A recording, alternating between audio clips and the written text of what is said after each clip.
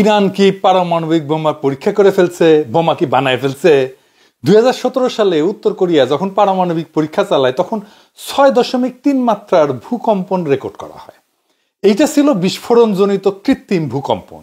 গতকালকেও ইরানের সেমনানে 5.1 মাত্রার ভূকম্পন হয়েছে।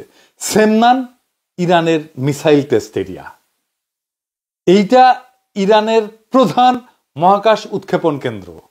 এখান থেকে সাফির এবং সিমোরগ লঞ্চ ভেহিকলের মাধ্যমে স্যাটেলাইট উৎক্ষেপণ করা হয়। এই কেন্দ্র থেকে ইরান বেশ কয়েকবার ব্যালিস্টিক মিসাইল এবং মহাকাশযান উৎক্ষেপণ করছে।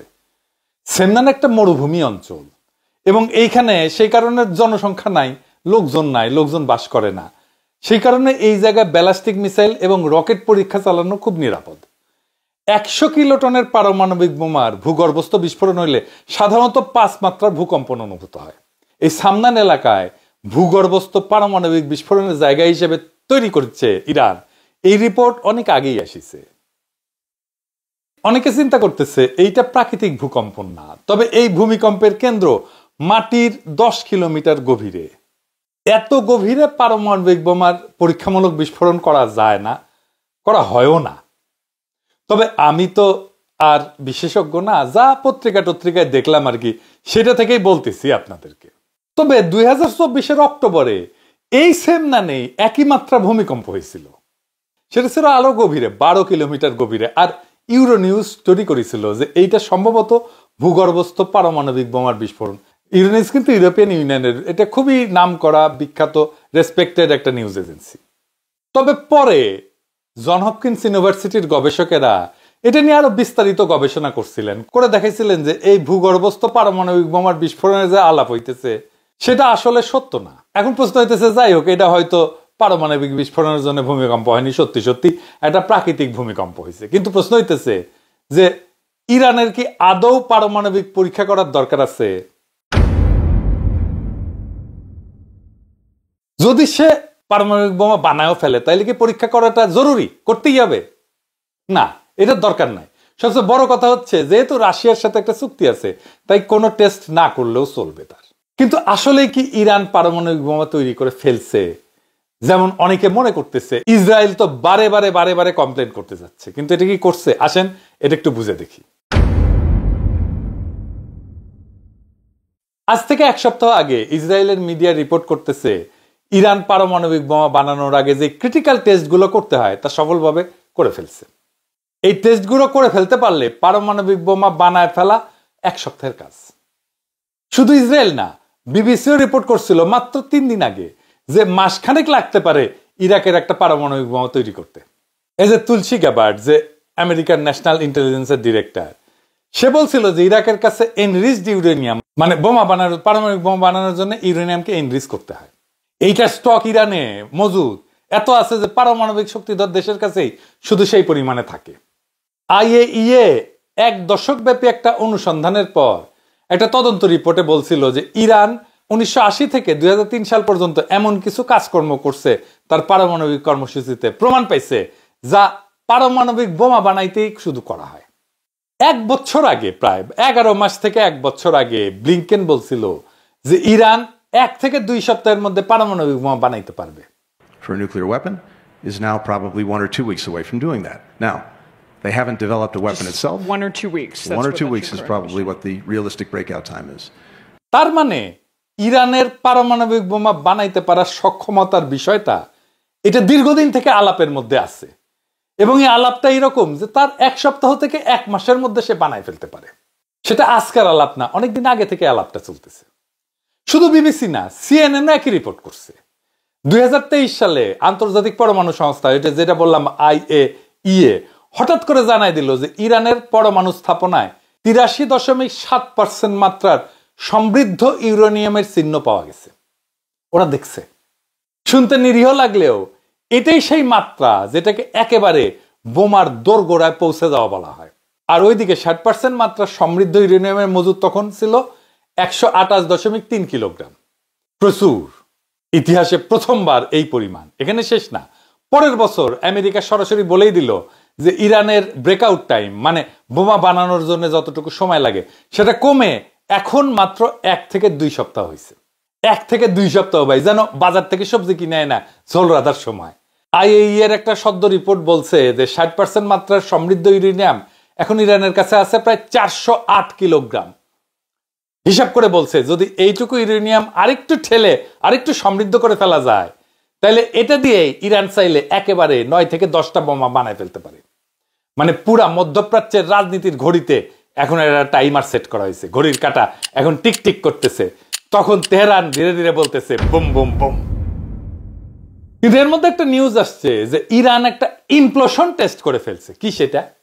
এটা একটু বুঝে দেখি। পরমাণু বোমার কার্যকারিতা যাচাইয়ের জন্য এটা একটা গুরুত্বপূর্ণ ধাপ। এর মাধ্যমে দেখা হয় বিস্ফোরকগুলা সঠিকভাবে একসাথে ফাটতেছে কিনা। অনেকগুলো বোমা একসাথে ফাটতে হয়, ফাটার পরে মাঝখানের কোর যেটা কেন্দ্র, ওই জায়গায় চাপ পড়ে, তারপরে পারমাণবিক বিস্ফোরণ শুরু হয়। এই সবগুলো একসাথে ফাটতেছে কিনা এই টেস্টটা করাটা খুব ক্রিটিক্যাল কথা। এই টেস্টটা করা খুবই গুরুত্বপূর্ণ।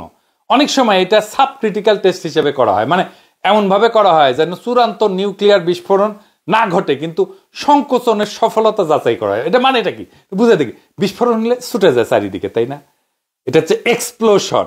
আর ইমপ্লোশন মানে হচ্ছে বাইরে থেকে ভিতর দিকে ঢুকে আসা। এইভাবেই আসলে পারমাণবিক বোমা ফাটে।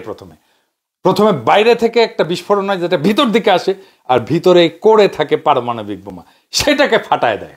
প্লুটোনিয়াম ভিত্তিক যে বোমা, এইটার জন্য এই ইমপ্লোশন টেস্টটা গুরুত্বপূর্ণ। এই ইমপ্লোশন টেস্টটা করে ফেলছে ইরান।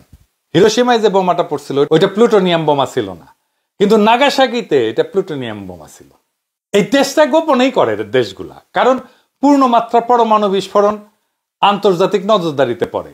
ইমপ্লোশন টেস্ট করতে পারলে বোঝা যায় একটা দেশ পরমাণু বোমা বানানোর চূড়ান্ত ধাপের কাছাকাছি চলে আসছে, এমনকি বোমা ফাটানো ছাড়াই। আর এই ইমপ্লোশন টেস্ট হইতেছে পরমাণু বোমার মেকানিজমের হৃৎপিণ্ডে ঢোকার শেষ রিহার্সেল। এটা যেন সেই মুহূর্ত যখন শেষবার একজন অস্ত্রের ট্রিগার চেক করে নেয়। ইরান, উত্তর কোরিয়া বা অন্য কোনো রাষ্ট্র যদি এটা সফলভাবে করে, তাহলে ধরে নিতে হবে ঘড়ির কাঁটা এখন আর ঘোরে না, এখন বাজে।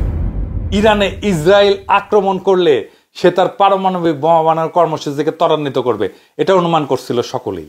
সম্ভবত ইরান এই কাজটা করে ফেলছে। তাই এখন ট্রাম্পও বলতেছে আমাদের গোয়েন্দারা যে রিপোর্ট দিচ্ছে ইরান পারমাণবিক বোমা বানাইতেছে না, এটা ভুল। ট্রাম্প কইছে যে 2 সপ্তাহ টাইম চাই, তারপরে সিদ্ধান্ত নিব ইরানে অ্যাটাক করবো কিনা। আমেরিকার বাংকার ব্লাস্টার বোমা আছে, যে বোমা যেটা মাটির নিচে থাকা ভূগর্ভস্থ বাংকার বা স্থাপনা ধ্বংস করতে পারে। ইরানের পারমাণবিক স্থাপনাগুলো সব মাটির নিচে, তবে ইরানের পারমাণবিক স্থাপনা এত গভীরে যে আমেরিকার বোমা সেই পর্যন্ত পৌঁছাবে না, বাংকার ব্লাস্টার আনুক আর যাই আনুক। এখন প্রশ্ন হইতেছে ইরানে কি আমেরিকা আক্রমণ করবে? ট্রাম্প তো সিকিউর পারিচ্ছে। অনেকে মনে করতেছে ইরানকে হুতায় দেবে আমেরিকা আর ইসরায়েল একসাথে। আমার অনুমান এটা পারবে না। ইরান সম্ভবত বানায় ফেলছে পারমাণবিক বোমা। আমেরিকান আক্রমণ হলে ইরান তার সর্বশক্তি প্রয়োগ করে পাল্টা আক্রমণ করবে, আর সেটা হইতে পারে পারমাণবিক বোমা তৈরি হয়ে থাকলে সেটার ব্যবহার করা। ইরানের একরোখা সাহসী অবস্থান দেখতেছেন না? এই প্রস্তুতির কারণেই সম্ভবত এই সাহসী অবস্থান আমরা দেখতে পাইতেছি।